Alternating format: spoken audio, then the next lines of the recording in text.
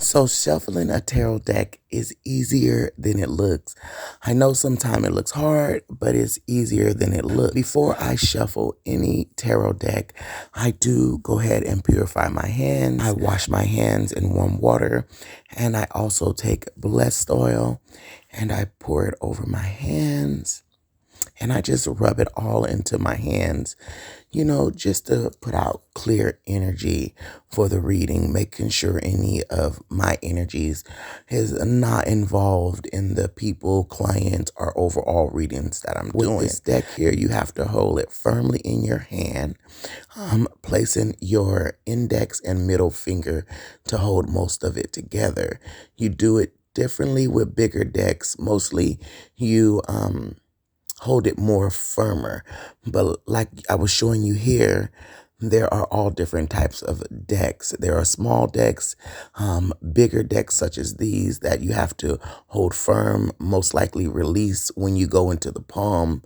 So, and you see how I got my index finger, middle finger there to hold it tight, as well as my thumb to control what I can release out.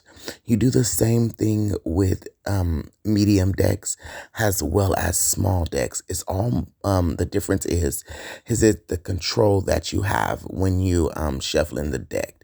When you're normally doing bigger decks, you hold them more firmer, tighter, and you release. Smaller decks, you can just hold them with your index finger and middle finger and thumb, but they're easier to shuffle through once you start shuffling them.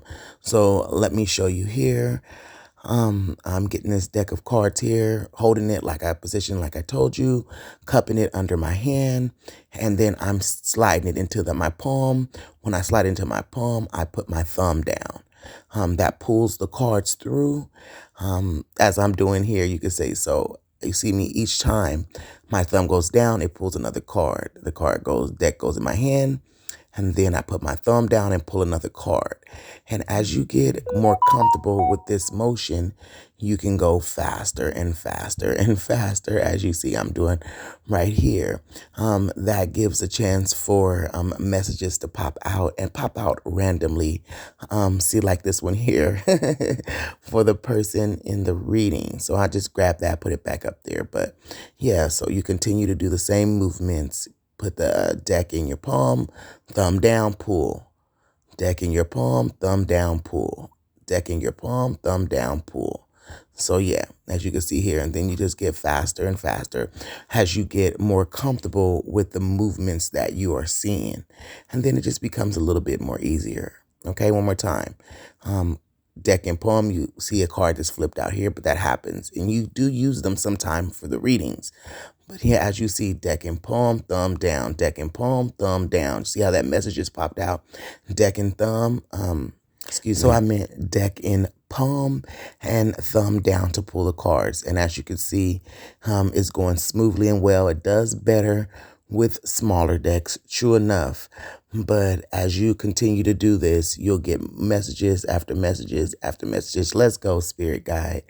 And when I say, spirit guides and angels, I kind of pull on my spirit guides, my angels and my ancestors, almost asking them to, help me out with messages, go to God, give me the message. And I also sometimes thank spirit when I'm doing the message, which is spirit for me is God.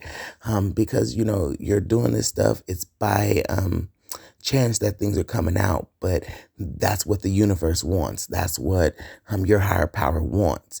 And then he gives you a download of the message that you received. But these are plenty of messages, as you can see here. If there were for someone, there would be plenty of messages. Since this is just a tutorial, all you have is the messages here, plenty of messages.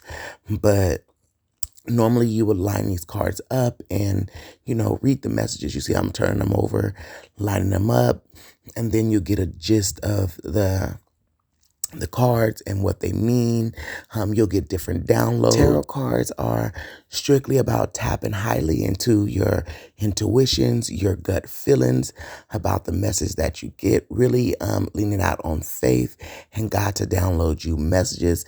Sometimes tarot is not for everyone because it pulls on a lot of your energy, but for those who it's for, excuse me, it works out very much beautifully, especially if you're a little bit more spiritual. Right here, I'm showing you how to work with a bigger deck. Bigger decks, you kind of hold them more firmer and you release as you drop in the palm so that the thumb is able to pull it down. So you see how I'm dropping in the palm, releasing it, thumb down, and then you see messages come out. Now, it didn't come out in the correct form, but that's the gist of how messages come out. You release, thumb, pull down, release, thumb, pull down, release, thumb, pull down.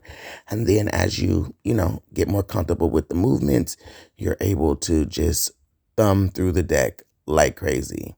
Yeah, and get individual messages. Yeah, here you go. Now you can see.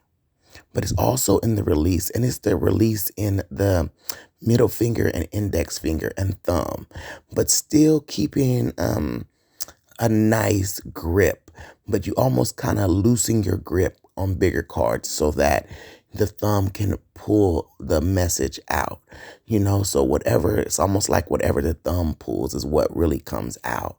But it's all with the universe, God giving you all these messages, at least for me, whatever your higher power, spirit, angel, guide, source, whatever you believe in, that will give you those messages. And I always ask my ancestors, the people who've, paid homage, been there, supposedly their spirit is in heaven, what I believe. So they're, helping me, guide me through these messages.